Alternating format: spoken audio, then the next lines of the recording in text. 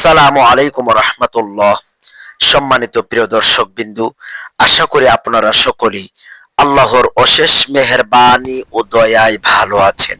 হযরত ইসমাঈল আলাইহিস সালাম সম্পর্কে আল্লাহ রাব্বুল আলামিন পবিত্র কোরআনে ইরশাদ করেন, উযকুর ফিল কিতাবি ইসমাঈল ইন্নাহু কানা সাদিকাল ওয়া'দি ওয়া কানা রাসূলান নাবিয়্যা ওয়া কানা ইয়া'মুরু আহলাহু বিস সালাতি ওয়াজ যাকাহ ওয়া কানা 'ইনদা রাব্বিহি মারদিয়্যা। আল্লাহ রাব্বুল আলামিন আল্লাহর নবী মুহাম্মদুর রাসূলুল্লাহ সাল্লাল্লাহু আলাইহি ওয়াসাল্লামের কাছে আয়াত নাজিল করে বলেন, হে নবী, এই কিতাবে আপনি ইসমাঈল আলাইহিস সালামের কথা বর্ণনা করুন। তিনি ছিলেন ওয়াদা রক্ষায় সত্যাশ্রয়ী এবং তিনি ছিলেন রাসূল ও নবী। তিনি তার পরিবার বর্গকে নামাজ ও যাকাত আদায়ের নির্দেশ দিতেন এবং তিনি নিজের পালনকর্তার নিকট পছন্দনীয় ছিলেন। সূরা মারিয়াম। হযরত ইসমাঈল আলাইহিস সালাম ছিলেন পিতা ইব্রাহিম আলাইহিস সালামের জ্যেষ্ঠ পুত্র এবং মা হাজেরার গর্ভজাত একমাত্র সন্তান। ওই সময়ে ইব্রাহিম আলাইহিস সালামের বয়স ছিল 85 মতান্তরে 86 বছর। শিশু বয়সে তাকে ও তার মাকে পিতা ইব্রাহিম আলাইহিস সালাম আল্লাহর নির্দেশে মক্কার বিজন ভূমিতে রেখে আসেন। সেখানে ইব্রাহিম আলাইহিস সালামের দোয়ার বরকতে আল্লাহর বিশেষ অনুগ্রহে জমজম কূপের সৃষ্টি হয়। অতঃপর ইয়ামেনের ব্যবসায়ী কাফেলা বনু জুরহুম গোত্র কর্তৃক মা হাজেরার আবেদন কর্মে সেখানে আবাদ শুরু হয়। 14 বছর বয়সে আল্লাহর হুকুমে মক্কার অনতি দূরে মিনা প্রান্তরে সংঘটিত হয় বিশ্ব ইতিহাসের বিস্ময়কর ত্যাগ ও কুরবানির ঘটনা। পিতা ইব্রাহিম কর্তৃক পুত্র ইসমাইলকে সহস্ত্রে কুরবানির উক্ত ঘটনায় শতবর্ষীয় পিতা ইব্রাহিমের ভূমিকা যাই থাকুক না কেন, 14 বছরের তরুণ ইসমাইলের ঈমান ও আত্মত্যাগের একমাত্র নমুনা ছিলেন তিনি নিজেই।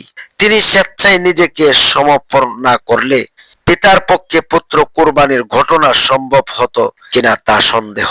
তাই ওই সময় নবী না হলেও নবী পুত্র ইসমাইলের আল্লাহ ভক্তি ও দৃঢ় ঈমানের পরিচয় ফুটে উঠেছিল তার কথায় ও কর্মে।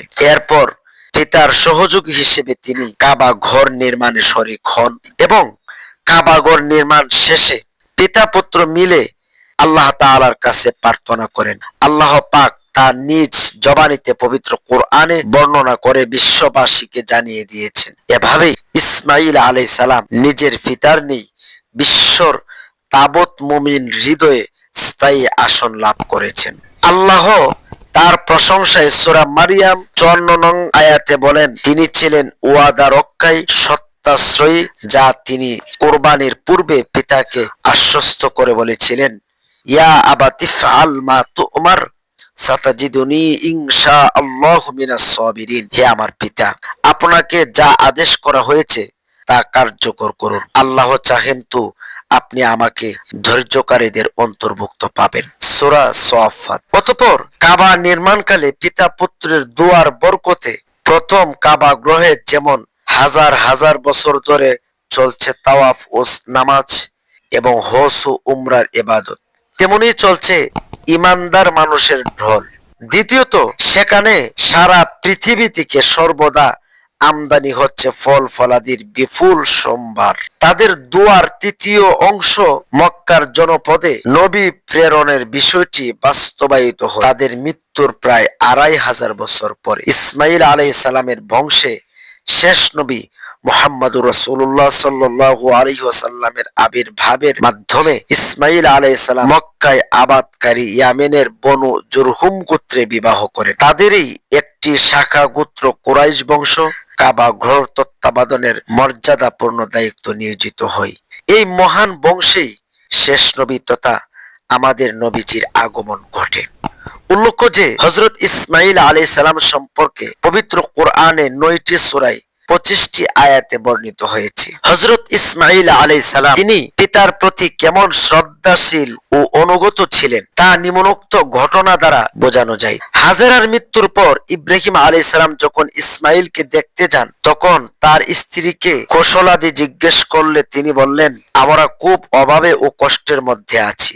জবাবে তিনি বললেন, তোমার স্বামী এলে তাকে আমার সালাম দিয়ে বলো যে তিনি যেন দরজায় চৌকাঠ পাল্টে ফেলেন। পরে ইসমাইল আলাইহিস সালাম বাড়ি ফিরলে ঘটনা শুনে বলেন, উনি আমার আব্বা এবং তিনি তোমাকে তালাক দিতে বলছেন। ফলে ইসমাইল আলাইহিস সালাম তাকে তালাক দেন এবং অন্য স্ত্রী গ্রহণ করেন। পরে একদিন পিতা এসে একই প্রশ্ন করলেন তার দ্বিতীয় স্ত্রীকে। তার দ্বিতীয় স্ত্রীকে উদ্দেশ্য করে বললেন, তোমরা কেমন আছো? দ্বিতীয় স্ত্রী উত্তর বললেন, আমরা ভালো ও সচ্ছলতার মধ্যেই আছি, এবং তিনি আল্লাহর প্রশংসা করেন। ইব্রাহিম আলাইহিস সালাম তাদের সংসারের বরকতের জন্য আল্লাহর নিকট প্রার্থনা করলেন। অতঃপর তাকে বললেন, তোমার স্বামী ফিরলে তাকে বলো সে যেন দরজার চৌকাঠ ঠিক রাখে এবং এই দরজার চৌকাঠ মজবুত, এই দরজার চৌকাঠ যেন না পাল্টায়। ইসমাইল আলাইহিস সালাম ফিরে এলে উক্ত ঘটনা তার স্ত্রী তার কাছে বর্ণনা করলেন। উক্ত ঘটনা শুনে ইসমাইল আলাইহিস সালাম বললেন, উনি হচ্ছে আমার পিতা, তোমাকে স্ত্রীত্ব বহাল রাখার নির্দেশ তিনি দিয়ে গিয়েছেন। এই ঘটনার কিছুদিন পর ইব্রাহিম আলাইহিস সালাম পুনরায় আসেন। অতঃপর পিতা পুত্র মিলে কাবা ঘর নির্মাণ করেন। হযরত ইসমাইল আলাইহিস সালাম সম্পর্কে আমাদের প্রিয় নবী রাসূলুল্লাহ সাল্লাল্লাহু আলাইহি ওয়াসাল্লাম বলেন, সর্বপ্রথম স্পষ্ট আরবি ভাষা ব্যক্ত করেন ইসমাইল আলাইহিস সালাম যখন তিনি ছিলেন মাত্র 14 বছর বয়সের তরুণ। সর্বপ্রথম স্পষ্ট আরবি ভাষা ব্যক্ত করেন ইসমাইল আলাইহিস সালাম, তিনি ছিলেন তখন মাত্র 14 বছর বয়সের তরুণ। এখানে স্পষ্ট আরবি অর্থ বিশুদ্ধ আরবি ভাষা। এটাই ছিল কুরাইশি ভাষা, যে ভাষায় পরে কোরআন নাজিল হয়। এর দ্বারা প্রমাণিত হয় যে সকল ভাষাই আল্লাহ কর্তৃক ইলহামের মাধ্যমে সৃষ্টি হয়েছে।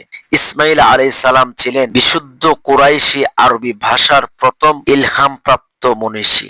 এটি ইসমাইল আলাইহিস সালামের জন্য একটি গৌরবময় বৈশিষ্ট্য। এজন্য তিনি ছিলেন আবুল আরব বা আরবদের পিতা। অন্যান্য নবীগণের নেই যদি ইসমাইল আলাইহিস সালাম 40 বছর বয়সে নবুয়ত পেয়ে থাকেন, তাহলে বলা চলে যে ইসমাইলের নবুয়তি মিশন আমিত্র মক্কায় কেন্দ্রিক ছিল। তিনি বনু জুরহুম গোত্রে তাওহীদের দাওয়াত দেন। ইসরায়েলি বর্ণনা অনুসারে তিনি 137 বছর বয়সে মৃত্যুবরণ করেন ও মা হাজেরার পাশে কবরস্থ হন। কাবা চত্বরে রোকনে ইয়ামিনের মধ্যে তার কবর হয়েছিল বলে জনশ্রুতি আছে। তবে মক্কাতে যে তার মৃত্যু হয়েছিল এটা নিশ্চিতভাবে ধারণা করা যায়। ইসমাইলের বড় মহত্ব এই যে তিনি ছিলেন জবিহুল্লাহ, অর্থাৎ আল্লাহর রাহে স্বেচ্ছায় জীবন উৎসর্গকারী, এবং তিনি হলেন শেষ নবী মুহাম্মদ সাল্লাল্লাহু আলাইহি ওয়াসাল্লামের মহান পূর্বপুরুষ। আল্লাহ তার উপরে শান্তি বর্ষণ করুন। তার সম্পর্কে ইব্রাহিম আলাইহিস সালামের জীবনীতে আলোচিত হয়েছে। আল্লাহ তাআলা আমাদেরকে এই ঘটনা থেকে শিক্ষা গ্রহণ করার তৌফিক দান করুন। আল্লাহুম্মা আমিন।